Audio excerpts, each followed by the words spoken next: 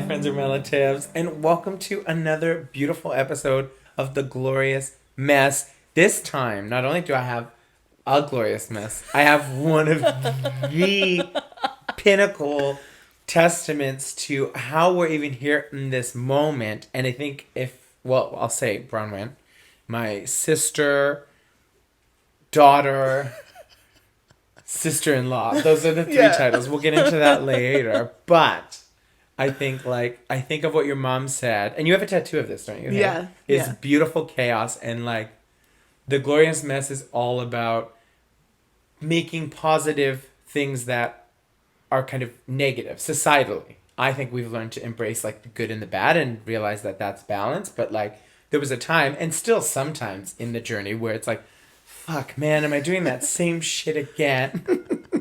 And so like when you look at the only glorious mess, it's nice to see like it's glorious and it's messy. It's beautiful and it's chaotic. And I love that blend. So really, this is your podcast. Oh my God. Thank you for that introduction of describing my chaotic nature in this beautiful vessel. I mean, life is messy, and I think there is a self-awareness, that needs to come up with finding out why you are the way you are. Mm-hmm. And I mean, it's never going to be, I think there's this idea that you do all this work or therapy or recovery and then you're like fixed and you're cured and nothing else will ever rattle you, and now I'm stable all the time. And that is not true. And also, like, we talk about this often, but like the limitations of just therapy. Like, imagine if we just went to therapy. I don't think we'd be where we're at. No. Like, what are some of the other healing modalities that you're like, this is my shit? Well, I mean, movement has always been a huge form of like release for me. A lot of the time, especially with ADHD too, I get a lot of emotional flooding. Yeah. So I'll feel something really intensely all at once, and usually it's one specific emotion. And like the counting to 10 idea, it just doesn't happen for me. I'm very reactive. And so what is that exactly? Like, what do you do? Sorry. So my therapist at one point said, you feel this like rush of emotion, and the idea, like it's used a lot, especially if you're angry. Count to 10 and see if you still feel the same way, or like take a deep breath, or like a pause. Yep. And for me, I find that really challenging. I've gotten way better, but I've always found movement a way, especially sometimes I can't articulate how I actually feel, especially as I feel things really intensely. And so movement and embodiment practices, and it doesn't even necessarily mean like a whole 5, 6, 7, 8, but physically moving your nervous system, physically moving the emotion out of your body, changing the course of your endorphins or your adrenaline.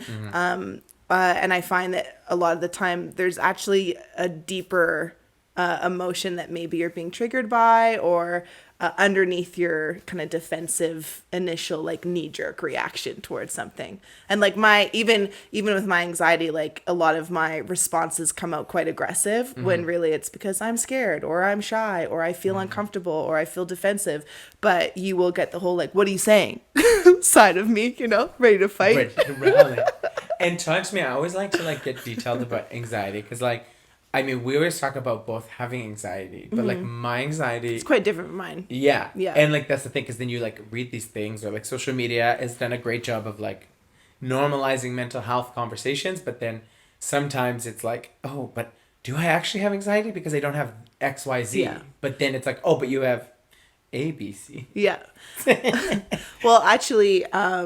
So this has been a huge part of my journey, especially since I've laid off certain substances a lot, especially so I have an autoimmune disorder. So that's changed like a lot of my viewpoint and what I put into my body and what I surround myself with. But so when I first moved to Vancouver, every time I was being social, I was at a club or a bar, or like I was having a drink. And so I was always kind of in that realm. And then as I became sober for a bit, I was actually with my good friend Taylor, and I actually had like a full social anxiety, like panic attack at this event, and I had to leave. Like I just felt everyone was looking at me. Yeah. I just started, the whole spiral of like, what am I wearing? Why am I doing this? Like, and then I went outside and I just remember looking at her being like, I don't know what's happening. Like, I just, this isn't, I'm known for being a confident social butterfly. And she goes, babes, that's social anxiety. And I was like,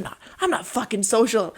What? I don't have that shit. Like, and then I had to reflect, and I actually do remember feeling that way a lot in my youth. Like, team sports where it's like the most terrifying thing ever. I remember my dad tried to get me to sign up to t-ball, and once I found out it was like with other kids, I like had a breakdown and refused to play and sat on the bleachers with my little mitt and my ball. Like, absolutely not.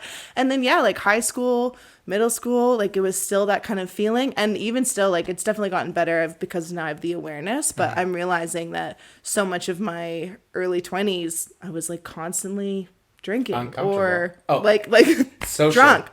So like socially, so I feel fine. Smoke a little weed, have a couple drinks, I'll chat to you all day. Well, I do remember, let's take us back to 2020. Like, we both did a big sober stint, and it was like, I remember we were on the island and we were like, this is so easy. We'll never drink again. Like, why do you even need that? I am whole and wholesome. And then we started going back to our like industries, and then those things returned because you're like, oh, I used those coping mechanisms to get through this discomfort.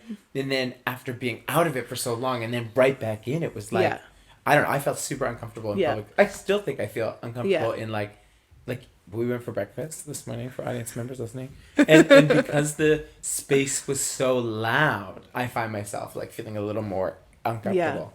And what's interesting too that I found was during the pandemic, of course it was way easier. Your routine was completely different. And then I think for, society wise too, I get so tired of trying to like explain why I'm choosing like not to drink or like not to participate in XYZ, that sometimes I find it's just easier to be like, sure. And then I'll have a drink and I don't really want to be, which then also ties into like, what is that about, that people pleasing, but not really, but it's just like, I don't know, society is so quick to, or then for me, like all the things that I would do for social fun activities revolve some form of like social drinking and so I'm kind of in this in between where like I don't want to be over there anymore, but I'm also become such a homebody since the pandemic. I'm like, I also don't really want to leave my house either. So. I mean, and your home is like very relaxing. You've got your, it's not a guinea pig, it's a gerbil. I have a hamster. His name is Freddie Biggie Smalls. He was my emotional support pandemic pet. My building doesn't allow pets, and so I was going to get a fish, but I went into PetSmart, and he was just tearing up his entire cage, and I was like, that's chaotic as fuck. I could watch that versus a fish. And you got it. And I got a hamster. That was a huge epiphany moment for me, too, and I was like, oh, I'm an adult. I don't have to check in with anybody. I have money right now. I could just buy a pet, a full ass hamster. Literally. Went to and then the next day, and this is probably, I blame a lot of things on my ADHD. Maybe it's just a personality impulsive trait, but I like to say it's maybe all wrapped up. But the next day I woke up, and so I had hamsters as a kid, and they actually were brother and sister, and they ended up having sex, and then I had all these messed up, like I had 6 baby hamsters. And so I told my mom, I was like, hey mom, I got a hamster. And my mom's permanently traumatized. And she goes, why would you get a hamster again? I was like, don't worry, there's only one this time, so I won't get multiple. I was worried when you first told me the story. I thought that they like killed each other because like sometimes they can like kill each other. Yeah, so I had to do all this research, and they were definitely like not mentally right. Like, and then I actually kept I don't know, the mom and one of her sons, and then they ended up having sex, and then I had 2 more hamsters, and I eventually like just started giving them away for free. But like, were they, when you say they were like maybe not 100 incest? Like because they are the result of incest, and like scientifically we know like stuff like-minded happens. It's DNA. not okay. Yeah. Wow. Don't recommend it. Yeah, they would just do weird stuff and like couldn't walk fully straight and like like really aggressive with the cage. I mean, but like, let's take it back to us. Like, what would we? Not saying that we would. Sorry, not that we're related. Sorry, but like, if we were in captivity, what would happen if we were in captivity? Like, would we become a? Would we? Like, I don't know. I have this thing with animals. I'm like, they should all be free. All be free. Yeah. At what point did we decide like, hey, let's take that and put it in a cage? But that's like that's the whole idea, I think, of like life. Like, we almost are in a cage. And if we're not in a cage, wow, this is super random. But If you're following along right now, good luck. Impressive, honestly. You know, some of our You ADHD probably have ADHD. Yeah, this is a self-diagnosis point that if you're following along right now, you probably have ADHD. But no, like, if you think of like being in captivity, and in a lot of ways, the system keeps us in captivity, and then to pull back to what you were talking about, of this need to have to justify self and people please. Yeah. It's almost like the result of the cage that We heard the thing. we're in. Well, have you even heard about? There was that whole study where they gave, like, I think it was rats. They gave them like a really healthy environment, and they put a water with, I think, cocaine in it or some sort of drug in one cage and the other. Anyway, it's all wrapped into a study about how your environment is attached to like your problems with substance abuse and addiction and all that thing. So. I lost where my train of thought was going with that, but that's what I kept thinking about when you're talking about the caged. It's like, and especially being an artist, think like all of the gigs happen usually in clubs. And, Well, that too, yeah. And the schedule is so inconsistent. It's like, Yeah. and we do these, I always think this is the craziest thing. So when you look at substance use, Yeah. it's like high highs and low lows, Yeah. because your body experiences this like peak, and then Yeah. it drops and it feels like shit. Yeah. But the same is true. Is it your sister who made it up? But the glitter crash? No, who heard? I don't know, somewhere along the line in Luminesce that became like a really common. I'm pretty sure Vanessa Young was probably the first person that I was told about the glitter crash. Yeah, but it's in life too, man. And so as an artist and in a skill, Yeah. it's like that's why whenever I see addictions from like some of our most prominent like Yeah. people we look up to, I'm like, it Yeah. makes sense, because you go from these like Yeah. big moments. You're Yeah. together, you're performing, it's Yeah. exciting, it's da-da-da. And then the show's over, and Yeah. you wake up and you're just like at home. Yeah. And you have nothing to do. Yeah. And you need it, but like, The high and the adrenaline rush that one gets performing, and I think no one really fully understands that until they experience it, which, by the way, if you at some point in your life can get up on a stage and have people clap for you, highly recommend it. It'll beat any drug you've ever done in your entire life. But that being said, because you have such a full, you're just getting adrenaline everywhere, and that's actually fun fact. So a lot of the time when you're on stage, you get like the Bambi legs and your jaw gets really locked. Yeah. And so this goes back into like animal instinct. So your nervous system can't tell when adrenaline pumps through your body if it's necessarily, your nervous system's kind of dumb. It's like gonna ring an alarm bell whether it's you're startled by something or that literally thinks there's a tiger charging at you. It can't change the difference. So when you go on stage and you get hit with the lights and the sound and all that adrenaline, your legs get most of it, and so does your jaw. Legs so that you can run away fast if it's like something bad, and then your jaws if you can attack it, bite it. Okay, so very interesting. primal, which is very unuseful for dancing, obviously. But and it looks, I was gonna say too, like it shows up differently, but it's funny, I never had the locked jaw. Mine is, and again, we know this, like I have irritable bowel. Yeah. It's like mine is always my stomach. Yeah. 100%. Before I go on stage, I either have to like pee or like number two. Yeah. Wow, so modest of you. Numero deux. Is that correct? Was that French? I had my first French class this morning. But when you're saying that about the locked jaw, is that I had a fear of riding bikes in the city. I don't know why. Yeah. I had a fear. And so when I last week started riding the bikes here in Montreal, I came home and my whole jaw was like so tight. Yeah. And I think it's because the whole time I was stressed. Yeah. I was like totally stressed. And now I'm obviously a bicyclist, like prominent dude. Speaks French, rides bicycles. But like, goes for brunch. I had a baguette, and I have un cafe. Okay, anyway. Can you pronounce some French for us, Bronwynn? No, absolutely not. I'm really a firm believer of supporting people and their strengths, and I know mine, and that is not one of them. I think my favorite, like when we were at the store today, my favorite thing is like when someone speaks French to you, you just don't say anything. It's not even like I can't get away fast enough. I'm a Sagittarius, and I have not very well traveled, and that's been a huge part of my growth lately. I mean, you get hit with, okay, so here's a bit about myself. So I got diagnosed with my psoriatic arthritis, and I was 27. Yeah. And I just had this epiphany where I was like, my body is deteriorating already. And you work so hard, especially in the arts, just to make enough money to survive only on doing that one thing. And then to get told like your body might not make it. And then I had this realize that I've been fueling so much of my, and I'm sure that other people can relate to this too, so much into your brand and how you are perceived in the world. And that's a lot where a lot of my substance stuff came from actually too, that you realize that you're not actually nurturing like your inner child and like who you are outside of your art. And like the pandemic had already started to kind of pull that apart for me, because you have everything stop and you're like, holy shit. Like if I can't perform, if I can't teach, if I can't choreograph, if I can't dance, like who am I? Yeah. I had no idea. Yeah. So now I'm like trying to like see some shit and just introduce myself and exist. And it's been really helping with my social anxiety actually. Yeah. But that's also part of it. Like Yeah. when I feel I'm not actually comfortable speaking a lot, especially about stuff that's, not something that you know well about. But yeah, so when people talk to me in the French thing, I'm so like, it just like gets hot and sweaty, and I can be like, merci.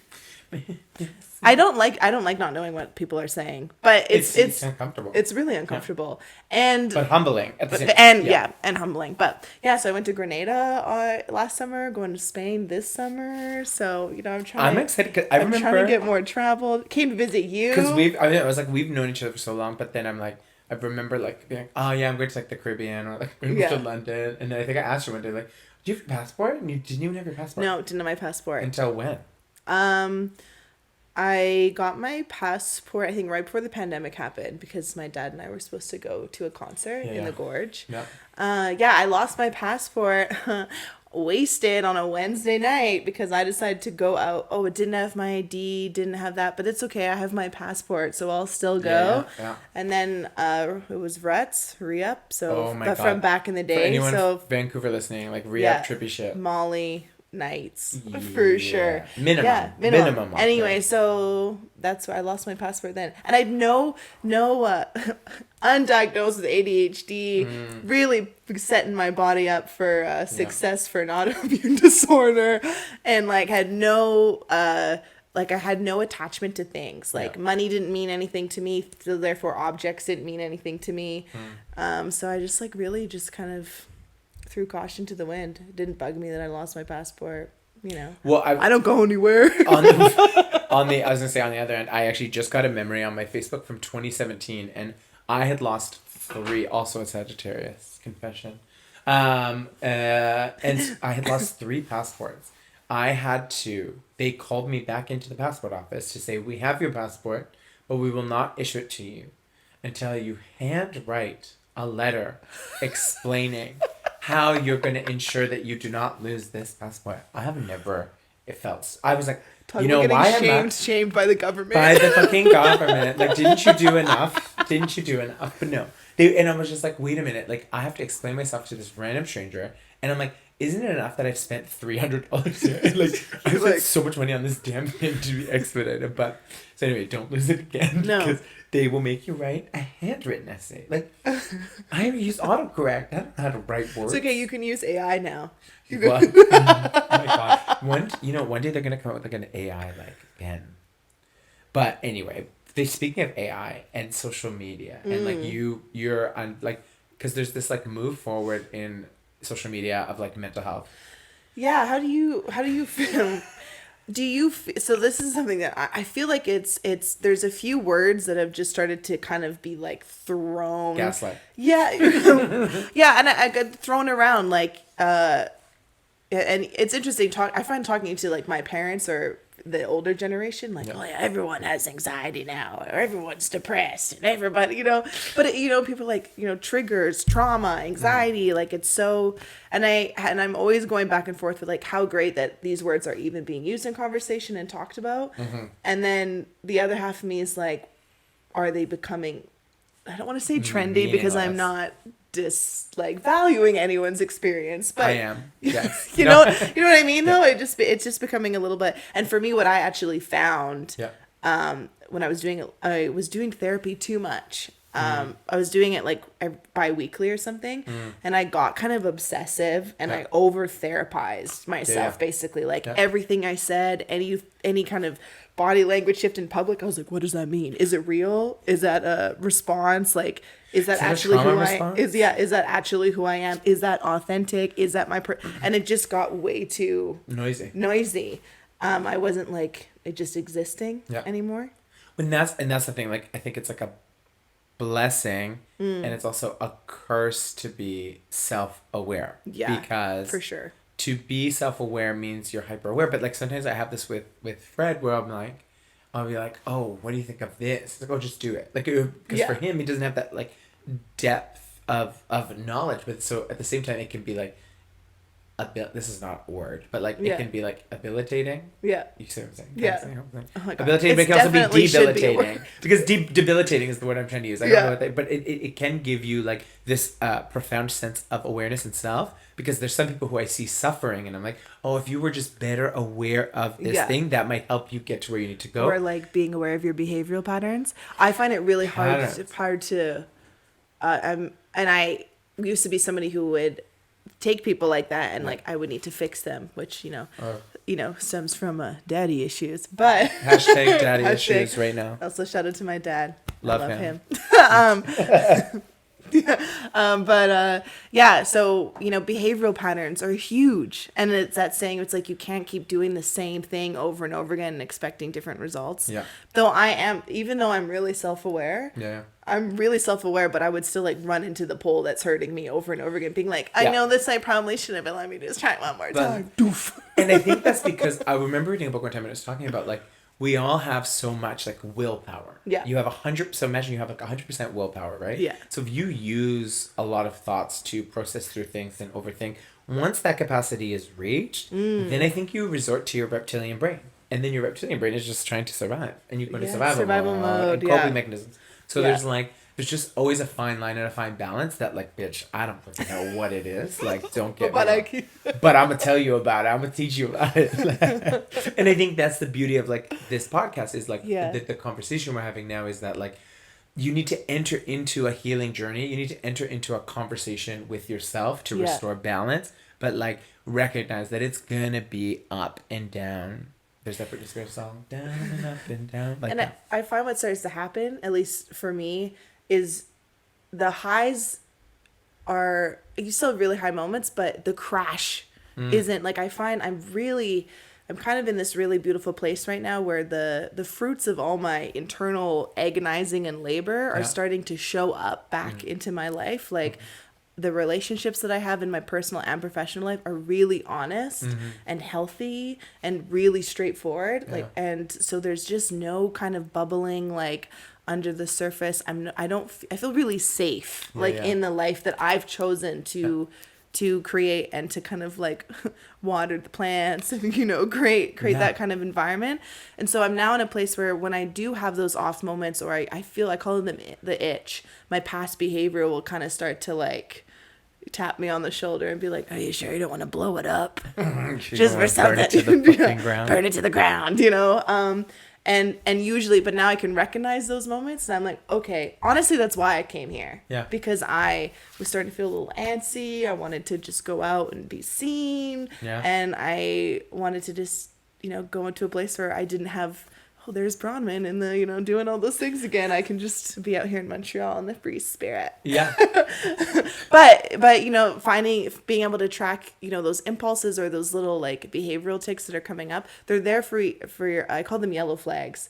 So, and I really don't believe in, people like there's good behavior and bad behavior. I kind of just think it all coexists, and not one side of you is better than the other, especially if you're aware of it all, of where it's coming from. Everything is just messaging, and you just have to be able to like dig through it enough to kind of maybe understand where things are and talking about them, whether that's I've started voice noting instead of journaling, because a lot of the time what's your last voice note say?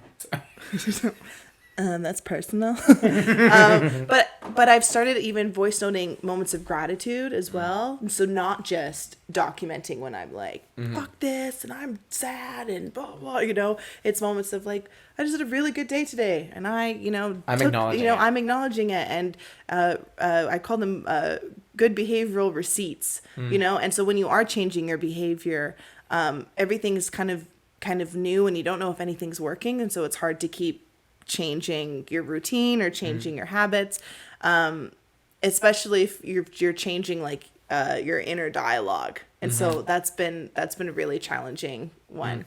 And you need to get to a place where you can be like, okay, I'm gonna actually rewind and reword how I reacted to that scenario. And then eventually you do it enough, then you start to see the results, and then you start to have good receipts that the path that you are on is working. Yeah.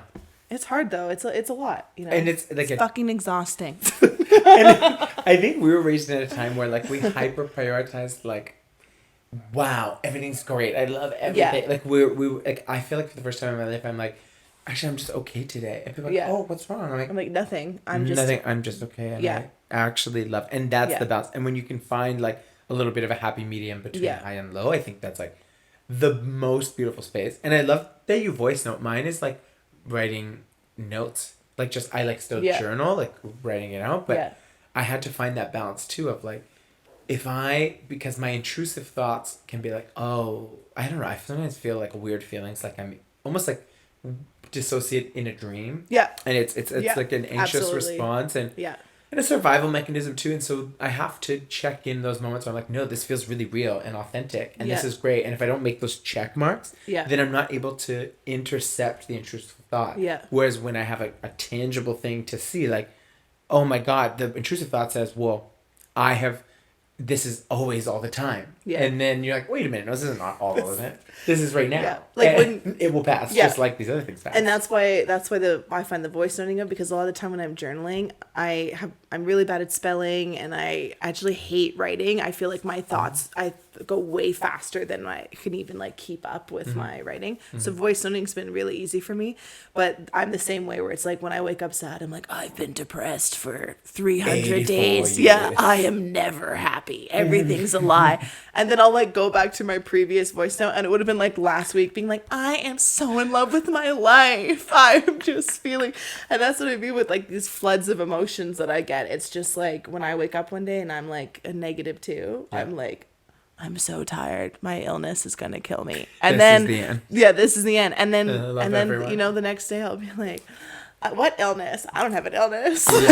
So it's, and I think one of the, do you find being such a big personality publicly that when you, and I think, I can see that you've grown into being more comfortable and more honest about, especially when you've gotten into this like line of work now, of where you're at mentally. And for a long time, and even in my classes too, when I'm teaching, I've gotten way more comfortable unmasking. Like I'll just start a class today and be like, all right, y'all, I'm really burnt out, so I can't actually contain a lot of my symptoms today, or my, my ADHD, tics, if you will, or even like sometimes it's my body stuff with my disorder, and just letting it out in the open actually makes me feel better by the end of the class, because now I feel like I don't have to like put on this, it's like the meme with the devil putting on like the human suit. Like, I am fine. Everything's fine, guys. Yeah. So I think showing up, whatever that 100% looks like for you, is the best you can do. I think, because it's like, my mom said this actually before my flight. I was feeling really anxious coming back from New York, and I think it was just a reflection of like a very busy, stressful trip, a very energized. Lots of stimulation too. So much stimulation, and end of day. So he said it was a 53-minute flight, but it was like the most anxiety-inducing. And then my mom had said to me, like, acknowledge it and to release it. And so I think when I was first there, and I was like, holy fuck, I'm feeling quite elevated. And I'm like, what the hell is this? But then by speaking it and saying like, wow, I feel really anxious, and I told it. And I said this before in another, like in one of my videos on Instagram, like, tell on yourself. And I told the flight attendant I'm feeling really anxious. I told Fred, I texted multiple people. And so that helped me feel to release it. So then it was actually like not the worst flight ever. And so once you just acknowledge it. That's all you have to do, is just like acknowledge it for what it is. And so when you think of like intrusive thoughts, when you see the patterns of them, you can be like, oh my God, this is the same pattern, girl. Like, and anxiety, I call my anxiety Anne. Yeah, you've named it, named after a drag queen named Anxiety. I love that. So but it stole from her. And because it allows me to separate myself from it. It's like when you say, you remember there was a time where you'd be like, oh yeah, that person's an addict. But it's like, now we say it's like, that's a person who's experiencing substance use disorder maybe, or someone who's experiencing anxiety, because it separates self from the ailment. You are not your emotions. You are the vessel that experiences them. Like, that's huge to me, you know?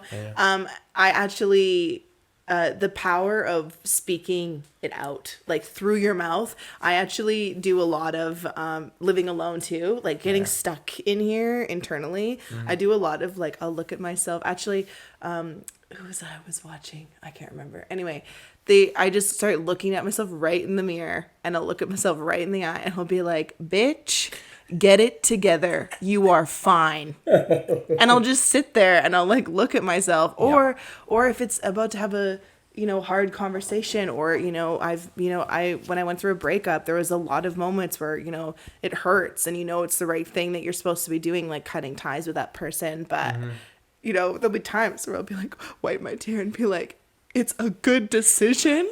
You are a bad motherfucker and it'll be fine.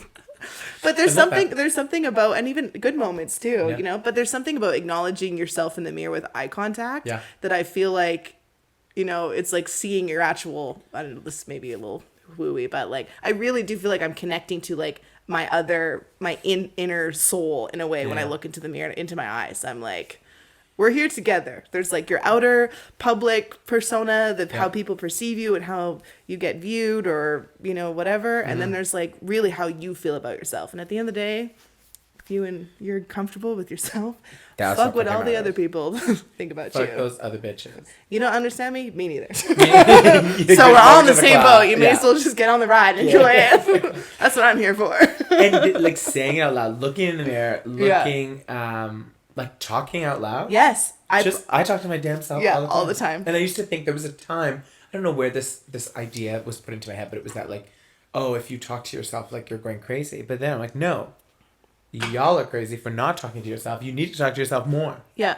And also we're all crazy. Yeah. Did you know that some people don't, or they can't hear, like they, you know how you could be silently and I could be, you know, hearing my own voice in my head think about stuff. There's some people that literally can't do that, and so those are usually people that you see like muttering underneath their breath or whatever. They can't actually just like internalize, have a voice in their head. I did hear this. I think right? Yeah, that's terrifying. Right. But also like sometimes I'm like, bitch, shut up. Stop it. Especially before bed. Yeah. Always the most. But I found out before bed, anyone who has sleep issues or like is releasing it before bed, like processing through the day, playing through the day, allows me to then push it out. And there's like an indigenous teaching that says like our spirit comes and advises us in our sleep. And I'm sure there's many non-Western forms of ideology that like share in this sentiment, but your spirit comes alive. So when you process and release, it allows like your spirit to come and guide you and provide you solutions for when you wake up the next day and come back to life. I like that. It's similar to the idea of like your intuition or your inner voice, or there's always that, I don't know, for me, I feel through this whole journey that I've been on recently, I've gotten really in tune to actually like letting my body lead my decision making. And my body will actually like, I'll get a physical response when I'm not comfortable doing something, or like they say like a full bodied yes or a full body. And there was a lot of the time where I would read that like reaction of being like, oh, well, now you're just being a pussy. Like you just got to do it, you know? And then now I've actually started to be like, okay, interesting. Is this because I'm scared because it's something new, or is there something that I actually don't feel comfortable with, and I'm just, not being honest about that. So again, you can, pause before you make a decision. And it's the hardest thing. It's the hardest thing, especially triple fire sign. There's not a chill bone in my body. I am like all the way through. I pray for you. You should. But I mean, it can be worse. I have that fucking third, is it my rising in Capricorn? Yeah. Because then it just questions everything. Yeah. The fire. Is Capricorn fire? Earth, yeah. So the Earth is like, wait a minute, fire. What? No. Your Saturn's like, let me live. I don't give a fuck. Yeah. And it's like, no, we do give a fuck, and what everyone says matters. And it's like, it's a fine inner conflict. # fine line. That's gonna be. They're everywhere.